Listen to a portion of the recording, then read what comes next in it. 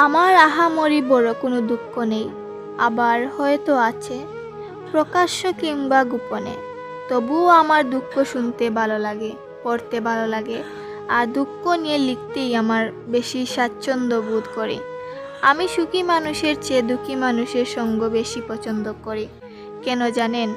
কারণ সুখী মানুষের জীবনে সব কিছু খুব সহজ, তাই সেখানে গভীর উপলব্ধির অভাব থাকে। কিন্তু একজন দুঃখী মানুষের যখন সামান্যতম সুখের দেখা পায়, সে সেটাকে যেভাবে মন থেকে উপভোগ করে, সেই দৃশ্যটা সত্যিই অসাধারণ। একজন সুখী মানুষ তার ভালো দিনগুলোর কথা যেভাবে বলবে, তার চেয়ে হাজার গুণ বেশি যত্নে একজন দুঃখী মানুষ তার খারাপ দিনগুলোর বর্ণনা দেয়।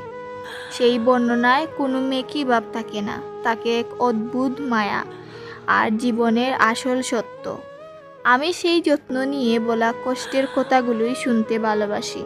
তাই দিন শেষে আমি সুখের চেয়ে দুঃখকেই বেশি প্রাধান্য দেই।